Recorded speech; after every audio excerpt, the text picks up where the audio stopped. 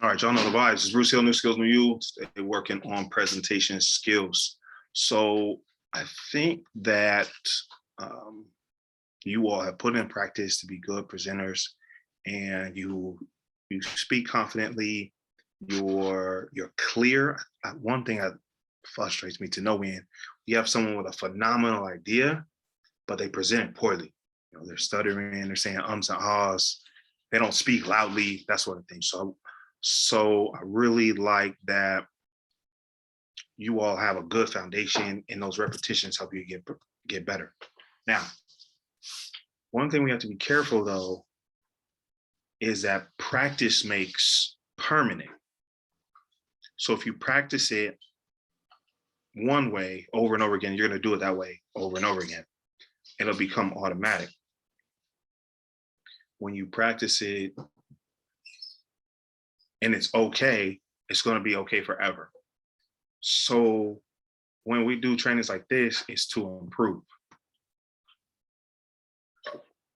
When we have presentation practice, like the goal is never to put you down, tell what you're doing wrong, is to help you continue to improve and get better.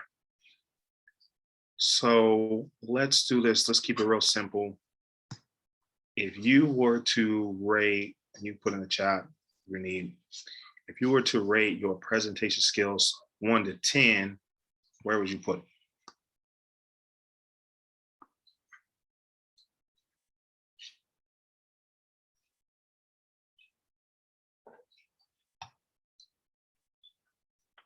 Beautiful. All right. So you got a 7, you got a 3. That's interesting. I'd probably give you higher than that. I'll probably put mine at a 7. And so what's really tough, this is why a lot of people get stuck. Like, oh, I can learn it on YouTube. I can learn on podcasts. I can read a book. Those are good sources of information, but they're not good sources of feedback. And that's a very subtle difference. When you're presenting, a lot of times people are like, oh, that was so good. Thank you so much for sharing. I learned so much, which is encouraging, but it's not constructive because it doesn't tell you how you can improve. So one of the difficult things is I love negative feedback. Like, negative feedback is so useful because then I can decide, hey, if I implement the changes they're suggesting, will I improve? Sometimes people give you advice, it's not really helpful. They're like, oh, you should have done it this way, you should have done it that way.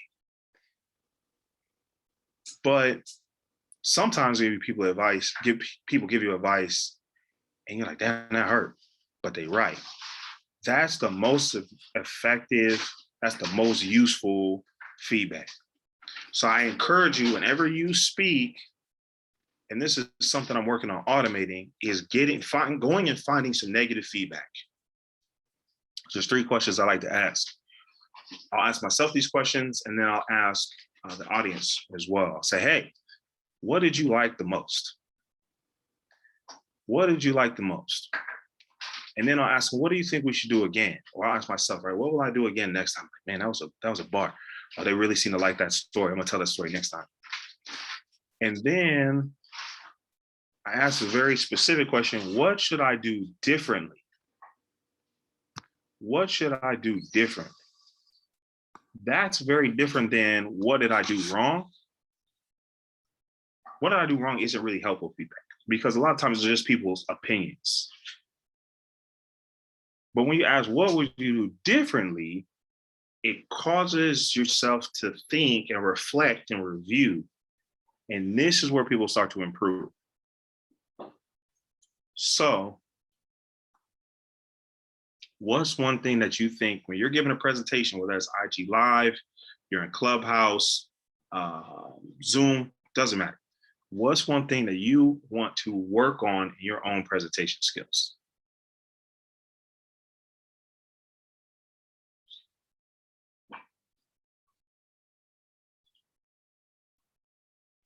I would say for me, I feel like I need to practice more. I'll just get like a little bit nervous and find myself kind of like talking too quickly. So maybe just more so like pacing, timing, which I think falls into like practicing more and stuff. Okay. So pacing, timing, and then overcoming nervousness. Yeah, like my hands just get sweaty. I don't think there's nothing I can do about that. My hands used to get sweaty too. Would probably be like the same as Sierra's, like just really nervous. And I think like when I'm talking, I'm thinking as I talk. So it's not really like flowing naturally. I feel like I'm in my own head, literally. So mine would just be like, not thinking as I'm speaking. It just kind of like just talk because I know what I'm talking about, but I'm overthinking it. And just probably nervousness too, probably gets to me. I don't know why I'd be so nervous, but I do. And I'm just not good at public speaking in general though, so. Okay, And Jessica? I would just second that. I would just third that with Tiara and Ray in regards to the nervousness. But beyond that, I think I'm reading too much from the slides and stuff like that. Even though I know the information, I was just more so under the impression that like when you're presenting what you're showing. And so I never want to miss out any information that is on there.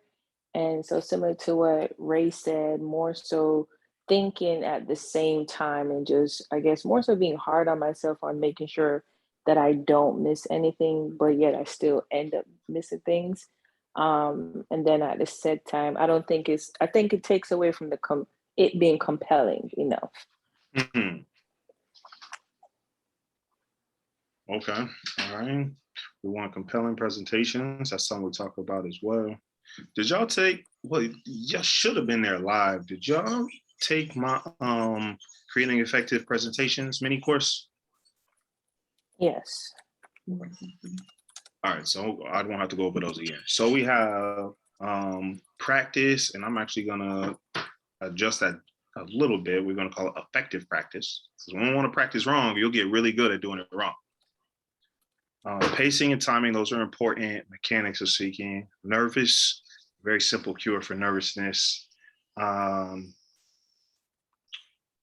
Reading from the slides, that can be overcome by practice and making it compelling. Now, this is actually what we're going to get into, is making it a compelling presentation. So people make decisions based on two reasons. And it's fundamentally, there's only two reasons anyone makes a decision. They want to avoid pain or they want to find pleasure, right? Avoid pain or find pleasure. So in order to make your presentation more compelling, what are some ways we can tap in to those very primal identities as human beings?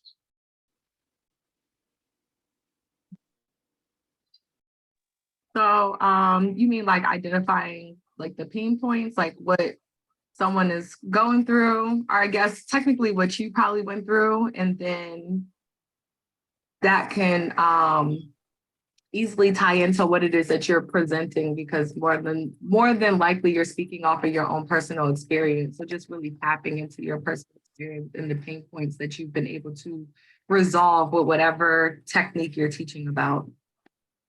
That's it. That's the magic. That's the sauce. This is the one thing all of you can do right now to improve your presentations, and it's to tell more stories. So whenever you present, I've watched y'all present before, you all give good information. It's educational, but it doesn't become compelling until it's personal. So I don't want you to go and rewrite any of your slides or your presentations. I want you all to think of some stories that support the ideas that you're sharing. Human beings connect over stories. We've been telling stories censor with language.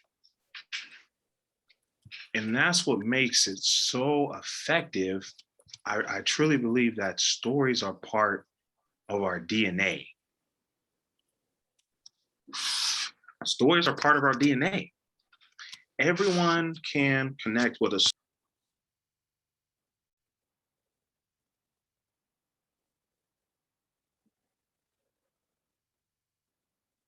Bruce, we can't hear you. Oh yeah, you on mute. I thought you was taking your 3-second break and you're breathing. I was. Who's heard of the hero's journey? Not me. Hercules? That's good. No, it's actually much more simple than that. Let me see here if I can find an illustration for you.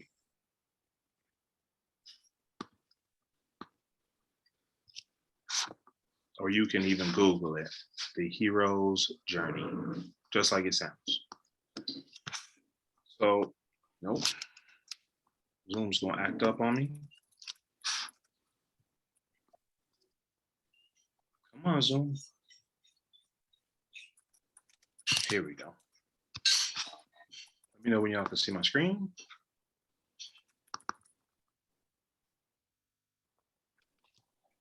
Yeah. This is a storytelling mechanic that's repeated over and over and over again. And I actually hesitate to teach this to you because it messes up movies for me. Because every single movie you've ever seen follows this.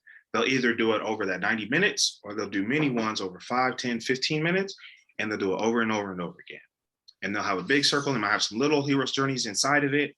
It's the same formula for every play, for every movie, over and over again. So you can use this in your presentations. It's pretty simple.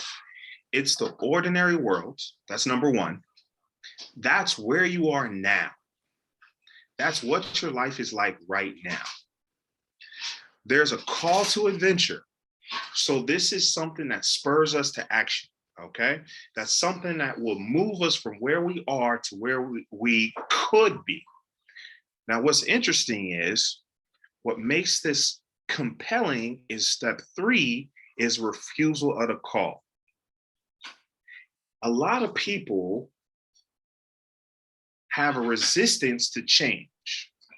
A lot of people resist moving away from the ordinary because it's familiar. It's I'm not even going to say comfortable because sometimes it's uncomfortable, but it's familiar. It's what they're used to. Number 4, meeting of the mentor. This could be a person. You'll see this, like we could go back to the Lion King. Everybody remember Disney's Lion King, right? That was Zazu, the little bird. At one point, it was Rafiki. It was the, what was he, a baboon or something? Those are the mentors. And then crossing the thresholds.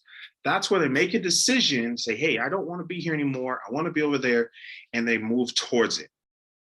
Where it gets exciting is when there's the test, there's the obstacles, right? That's where you're like, oh man, are they gonna make it? Are they gonna survive? That's when we start leaning forward in our chairs. We're like, yo, I don't know how this is gonna turn out. And so then they get closer and closer to their goal. A lot of times the transformation is internal, is mental, than it is external. And then they achieve it. They're like, yes, I did it. Now it resets. Now their ordinary world has changed to their present, right? Where it used to be ordinaries back there, new ordinaries up here. So a great example of this, Jessica does this sometimes. Jessica, I need you to do this every time. She said, hey, I'm a notary. That's the ordinary world. That's right now. And someone calls me to have a assignment for me. And you're like, cool, I'm gonna take it. And so then she gets there and they already had someone else do the assignment, right? So now she's like, man, what do I do to avoid this in the future? So she sets up Calendly. So now it took a little time to learn it. costs a few dollars, but now someone prepays, I know it's good to go. Got their address, I got the time and date, I'm good to go. Now my new reality setting. It's the same formula every single time, it goes round and round. If you go listen to my stories, right? I was in the car for 2.5, 3 hours a day, 6 days a week to make 30,000 a year. I tried moving to a new city, a new job, and started all the way over, and I was making $30,500 a year. Then I lost my job. I'm like, oh man. I said, man, I got to do something different. So I tried a new skill, and I was terrible at it. It was awful. And I got a coach, and I practiced, and I learned. I got better and better and better. And then year over year, I doubled my income. All right. It's the same formula over and over and over again. So before you even rewrite a presentation, change the slides, change the fonts, change the color scheme, find 2 or 3 stories that you can tell that support the ideas that you are trying to communicate. There's a saying in sales training, and this is why I help other people understand, like I'm a sales coach, I'm not a sales trainer. And if you go on Instagram, right, the title is Sales Success Coach. I want to increase the revenue in your business, yes, but I want you to have success in your whole life. And then that spills over to your business. But so what I teach people is things I learned this from selling. So even though we're doing a presentation, the principles are the same. And what I've discovered, I heard this years ago, it didn't really sit in until I learned the hero's journey. But he said, facts tell and stories sell. Facts tell, stories sell. What a story does, it taps into our fundamental identity as human beings, and it taps into our emotions. It taps into how they see themselves and where they want to see themselves. So now they can picture it. Now they can feel it. So only logical conclusion for their mind is like, yo, I want what they're talking about.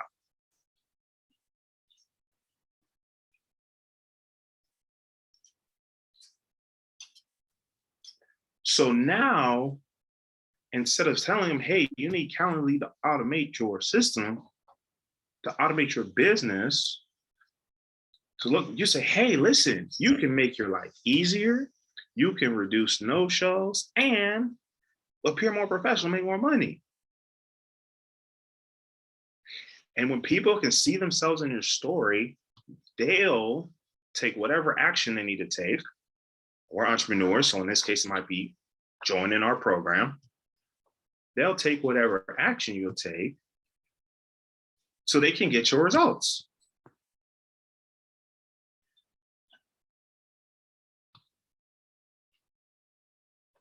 So there's a lot of other things we could cover, but for simplicity, tell more stories. This goes on Clubhouse, this goes on IG Live, YouTube, podcasts. If you go back to the Womenomics podcast, I was on there. I had a lot of fun. And what I did to make it compelling was I told lots of stories. I gave lots of examples. Go back and watch it. Shout out to the Womenomics podcast. Go back and watch it. I just told lots of little stories over and over again. Stories about my life, stories about my experiences. So what's really fun, and this is something I accidentally accomplished. But I used to do stand-up. I used to be a stand-up comedian. And that was probably one of the best life experiences that I could have possibly done. I didn't even realize it. Because I got really good at telling interesting stories. It's different when people pay you, like they come on your webinar, they masterclass, and they're like, oh, we're gonna learn about 5 steps to hear yes more often, right? We're gonna learn about how to generate referrals for our business. They know what they're gonna get. They're like, all right, cool. They'll sign up and they'll show up. It's different. You show up, they have no idea who you are. They have no idea where you're from, what you're talking about. and you got to make them laugh. I've long since retired. I was okay. Wait, I'm sorry. How long did you do this for? A year. Yeah, did you like it? It was a lot of fun. A lot of fun. I'm sure it was. Yeah. Do you have any video? This was way back before phones had any good cameras on them. So now, for better or for worse, there's no evidence. All right, fine. That's cool though. That's cool to know. But it got me really good at telling stories. So now it makes me unstoppable as a speaker. Yeah, makes sense. There's no scenario you can put me in where I can't be like, all right, I'm ready, let's go.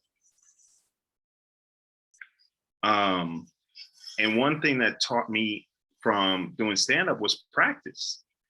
I don't believe anyone's really born that funny. I don't believe anyone's born a public speaker. I don't believe anyone's born a basketball player or golfer. They learn it. And if you go back, there's a great book by Malcolm Gladwell called Outliers. And he talks about these people really weren't particularly amazing. It's kind of disrespectful, really. He was like, they're not special. They just had really good timing.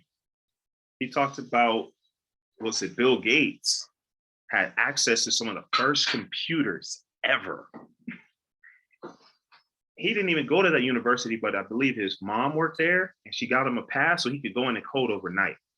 So by the time he graduated high school, he had more coding experience than adults that had been 30 years in technology. So a lot of times we see folks like the Les Browns and maybe the Jim Rohns or the E.T., the hip hop people, like, damn, I'm not as good a speaker as they are. Well, you're not, but it isn't permanent. It's practice. The only difference between you and people that get paid $10,000, $100,000 to speak is the number of times you practice.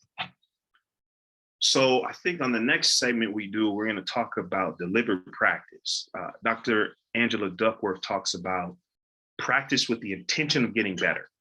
I alluded to this earlier, right? We don't want to practice it wrong because you'll just get really good at doing it wrong. So your homework assignment is to find 3 stories. I believe for presentations around 30 minutes long, 3 stories is a good number. You could do more, but I do not recommend less. Find 3 stories.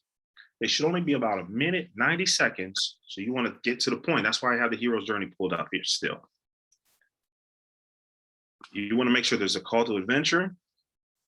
Or I'm sorry, the ordinary world, where are you now? The call to adventure, the tests, the obstacles, the difficulties, and then the triumph, right? You see that number 9 there is seize the reward. Those are the 4 ones that you never want to skip. So when you tell this story, it doesn't even have to be your story. It just has to follow these elements. I tell stories that aren't mine all the time. Perfect example. I told someone a story. It was this week. I'm not going to make up a time of day. It was this week. And they're like, I don't know, Bruce. I can't be a salesperson. I'm an introvert. I said, man, I'm glad that you said that. One of my favorite success stories, a client comes to me, the most quiet, shy, reserved person, and her program was $1,000 a year. Man, can you imagine working with a client for 50 weeks and only getting $1,000, right? So I'm painting a picture of the ordinary world. Where are they right now? I said, we've got to raise your prices, okay? That's the call to adventure. So you add too much value for you to be underpaid and overworked. So we worked with her and having an accelerator program. That was only 6 months. So we cut the time in half. And then we quintupled the price. She didn't like that at all. She was pushing back. She's like, Bruce, that's too much. No one's going to pay that. I was like, hey, listen, you already add way more value than this. This is a deal. This is a great price for all the value that you add. So let's just try it. Follow the structure. And so in this case, I was the mentor, right? We're following the hero's journey. Follow the structure. Next client, let me know what happens. So fast forward 24 hours. She's like, I got a discovery call later. I'll call you tomorrow and tell you how it went. Fast forward 24 hours. She's like, Bruce. She's like, told him it was $5,000. And they say, yes, they didn't even blink. I was like, yeah, I know. It's great. She was so excited, and I've got a great testimony up on my Instagram. She was so excited that her whole life changed, her perspective changed. She's like, wow. She's like, what I'm doing really does matter. And so then I tied it back to the person I was talking to. I was like, I want you to be the next success story. All right, hero's journey. Whoop. So if you're telling your story or someone else's story, just be honest about the who and where and how much. And let them know, man, this is an observation. This is something I learned. Just be honest where you got the story from. But stories are so effective regardless whose story it is. ETD Hip Hop Teacher tells a story about wanting success as badly as you want to breathe. He didn't make up that story. A Greek philosopher from when it was single digits made up that story. But everybody thinks ET came up with it. That's fine. No shade. My point is, tell more stories. That's it. Bruce Hill, New Skills, New You. So Bruce, I do have a question. Go ahead. You said that I get to it, but I don't fully tell the story. So based on the hero's journey chart, where is it that you see that I stop? Go back and listen to it. No, but based on your observations. You only told the problem. You didn't tell what happened to create the problem. You can't just be like, oh, there's peanut butter on the floor. Be like, huh? All right, I guess that's a mess, clean it up. You gotta be like, man, I was really hungry. I was going to make a sandwich. I toasted the bread. I had my favorite marmalade from the farmer's market. I put the peanut butter on the other slides, and then I dropped it. Now there's peanut butter on the floor. You see the difference? You just jump straight to the peanut butters on the floor. There's no context there. Okay. Maybe it's always on the floor. Mm.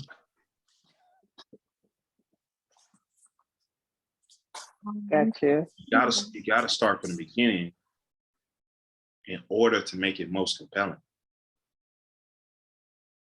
And it also makes more sense when you achieve the desired result because you understand the original stats. So here's a perfect example. Man, I'm super excited, right? I got a job making $60,000 a year. All right, I guess, good job, high five. But if last year I made 120,000, that's really not exciting. That's the wrong way. But if last year I made 30,000, oh, that's a double up. Now it's exciting. Now it's compelling. What did you do to double your income? I want to know. I need that. So you tell people like, yo, I drove all this way, spent all this gas, sat in traffic, and I got there. They had already got someone else to do the signing. They'd be like, damn, that would piss me off. Now it's emotional. And there's probably some people in the audience, you talking to notaries, that has happened to them.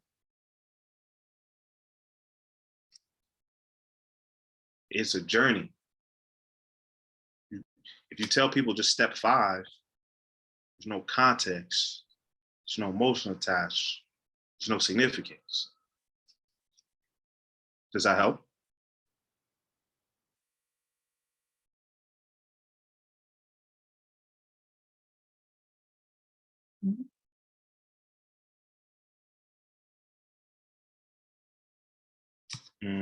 You're on mute if you're talking to me. Any other questions, comments, concerns? Okay, so our homework is to incorporate 3 stories into our current presentation. 3, yep. It'll be short, 90 seconds. I'm telling no novels.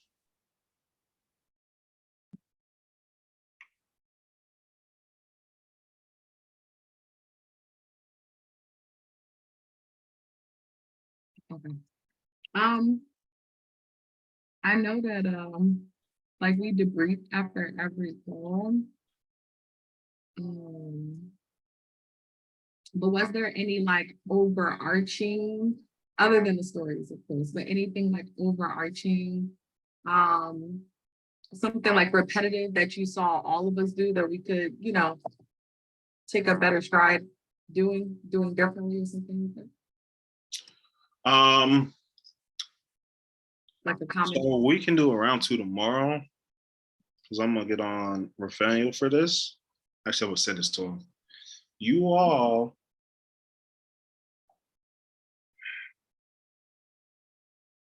want to find a way to put more energy into your talks. Now, this is very subtle. I don't mean talk louder. I don't mean talk faster. I've had some very slow and quiet speakers, and they were phenomenal. It was crazy. And I actually adopted this. I actually talk super fast, but I speak more deliberately now because I found it more effective in presentations. You want to sound excited about what you're talking about. Energy is transferable. You want to sound like what you're talking about is life-changing. Shouldn't be too hard, because it is.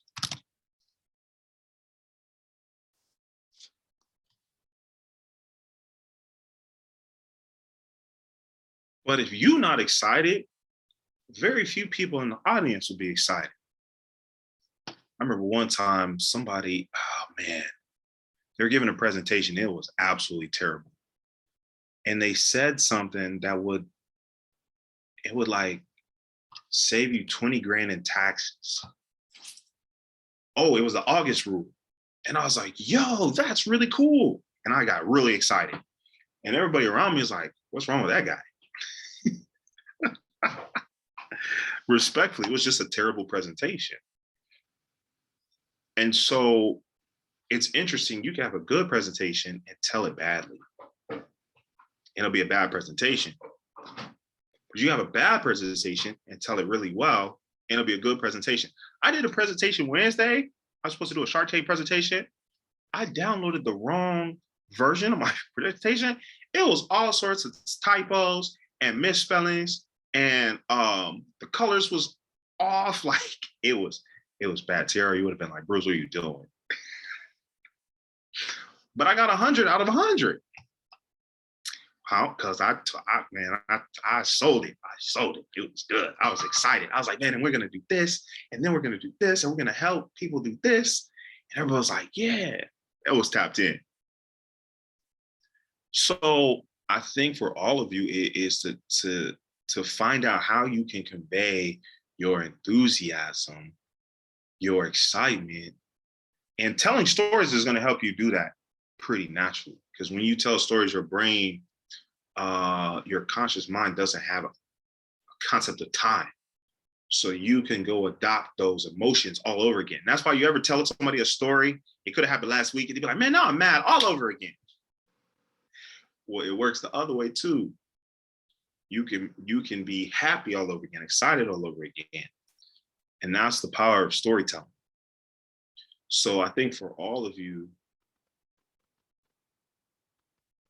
telling stories is going to help improve the excitement level, engagement level. It's going to be more compelling. And it's also going to help you sound more confident, because you should be telling stories that you already know. Like, don't go Google a random Shakespeare play and try and squeeze it in your presentation. Like, tell stories from your life. And that's easier because now you don't have to memorize it necessarily. You just have to remember it because it happened to you. That's probably the simplest thing I have for you that you can act on right now. Good questions. Any other questions, comments, concerns?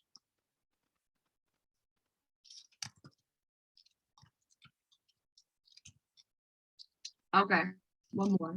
I know when we had practice last time, you were talking about us being more engaging.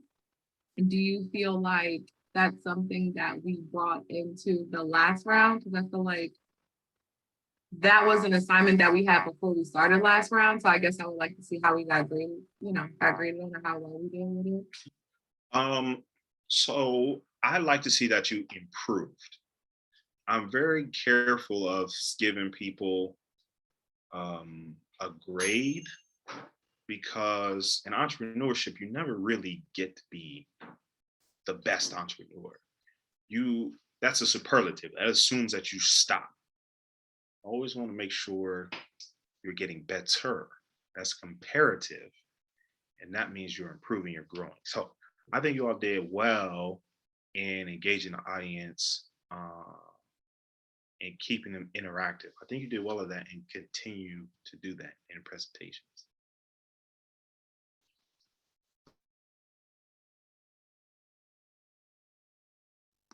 What else you got for me?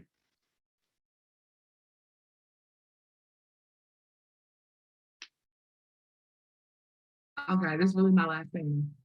When you were saying that you like used to have like get like really sweaty hands or like nervousness, like I know practice and you actually developing out your public speaking skills, but like what else? Because I got my hands from sweating. Yeah, man, that's a tough one, and that one is so important. So here's the competitive advantage I have over most people.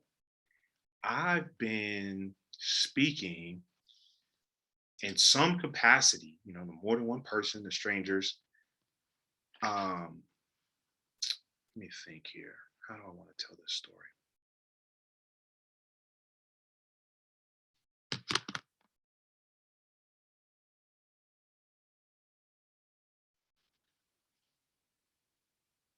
I've been speaking probably for 25 years, pushing 30.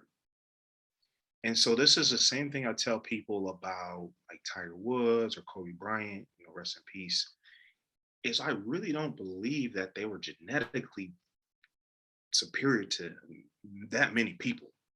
I feel like I'm as tall as Kobe Bryant is, but Lakers ain't calling Bruce. The difference was they just started early.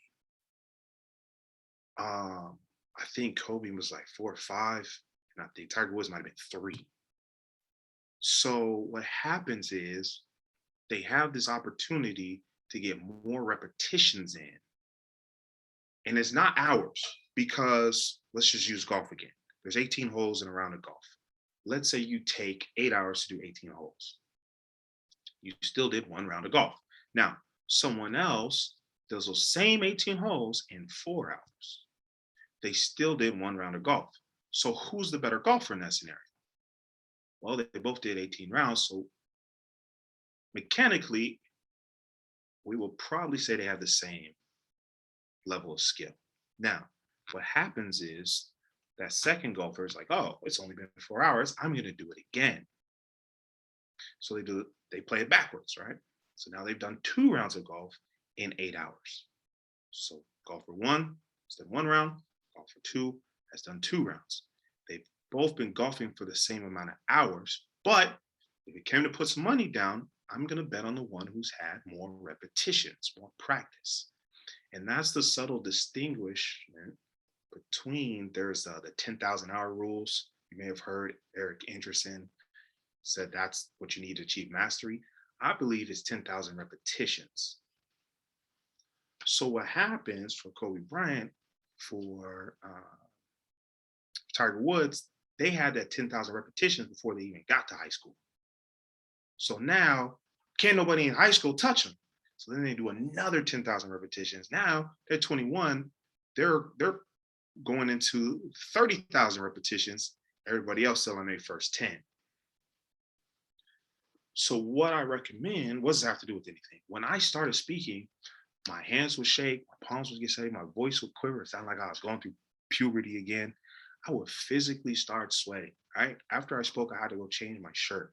It was bad. What happened? Well, a lot of people have a choice. You can pivot. They can say things like, oh, I'm not a public speaker. Or they can practice.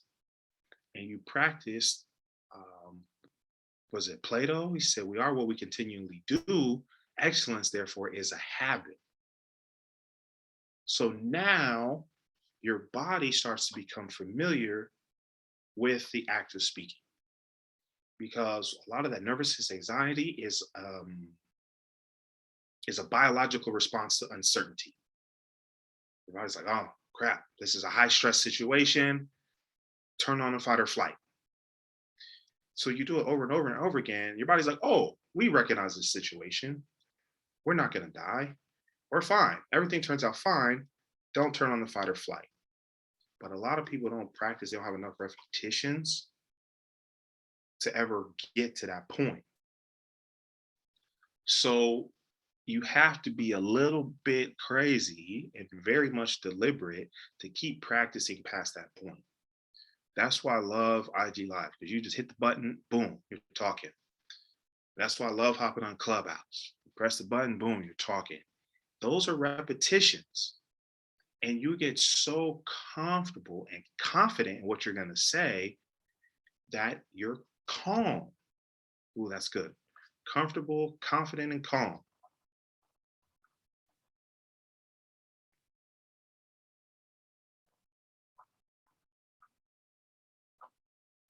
So now your hands aren't sweaty anymore. Now they're not shaking. Now your voice isn't shaking. And it comes from that deliberate practice, those repetitions getting better and better and better. So that then people will say things to you like, oh, you're a natural speaker. You're so good at this. You're so talented. It's practice.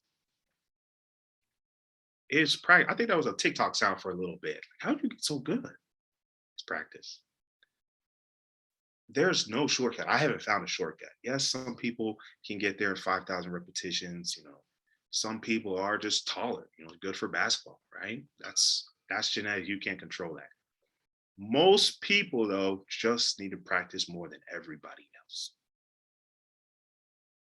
So it becomes part of your identity after a while. And then you stop being nervous because it's part of who you are. But it doesn't happen on accident at all. It probably took me, because I started speaking and practice. I was terrible. I didn't get good at speaking until I started knocking on doors. I used to go door knocking for a business. And this was after I'd done stand-up. And when someone opens the door with a gun in their hand, like, you gotta talk quickly. You gotta be like, oh, hey, I'm Bruce. I'm not here to rob you. I'm here to sell you something. And I feel like that's why sales really, one new skill will really change your life. I feel like that's where I do have a competitive advantage. Again, one, I started earlier, and two, going on Clubhouse is not dangerous. Like, you're gonna be okay. Like, hitting IG Live, there's literally nothing that's gonna happen to you. There's nothing. There's absolutely nothing. Okay, fine. Maybe someone tries to internet bully you. Block them. And so once your logical self says, okay, look, we're not going to die from this, keep practicing, your emotional self eventually catches up. It's like, oh, we got this. Confidence comes from practice. That's it. That's all. If you find another way to get there, let me know. For me, it's just doing it over and over and over again till, you're telling people one new skill will change your life in your sleep.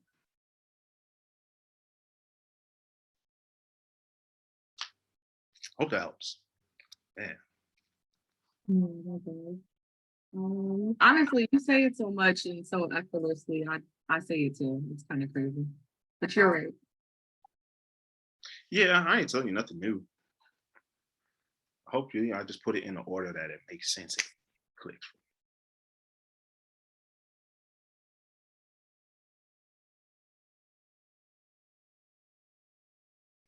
All right. Questions, comments, concerns?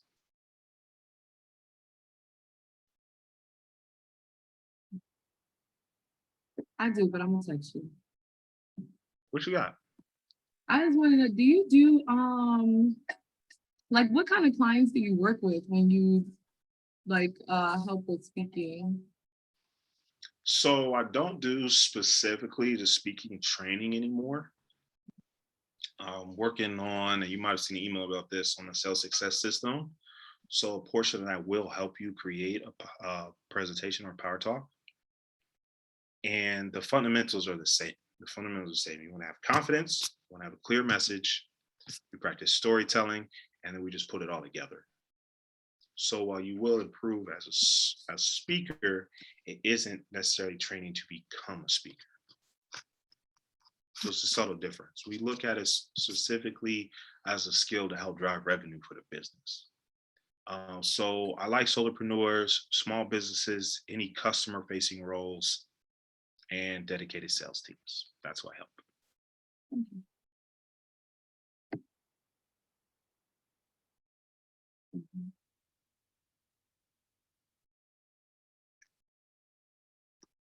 Jessica, you good?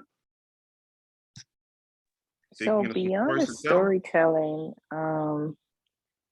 storytelling, do you think that we do an effective job with the call to actions? No. This is something else we talk about, and I really need to launch this program. This is something else we talk about in the sales success system is value versus cost and features versus benefits. You do a good job of explaining the features, but you leave out the benefits. So what does that mean? For example, let's say I've got this medicine. I want to let you know it weighs 2 grams, it's liquid, and it tastes terrible. Those are the features. No one's going to buy that. But I say, hey, take this medicine, you'll feel better in 20 minutes. Sure, I'll take 2 spoonfuls. So one thing you can do to improve your call to action is talk about the benefits. What happens? Where's the transformation? This goes right back to the hero's journey. Who was on the call last Friday? TR, were you on there where we did the problem solution statements? We did this before. I say, hey, if you have a service-based business, you're afraid of sales, if you're an introvert, if you're hearing no more than you're hearing yes, then you need to tap into the sales success system designed to create revenue for your business and success in your life. Click here. And that's really the hero's journey, real short, right? You're here, you want to go here. That's a more effective call to action. I was on a call, I want to say Monday, and one of the participants had turned it into an ad. And she said it's one of her highest converting ads. All right. I was like, yes. It's like, I need that testimonial. So in order to improve your CTA, it's not how clear on what it is, it's being more clear on what it does.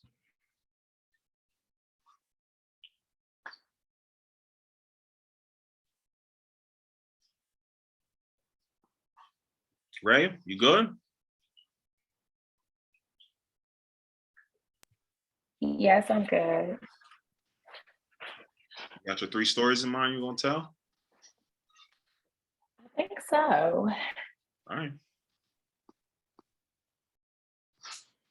We'll find some time to do another one tomorrow if y'all want to hop in, we'll talk about practice.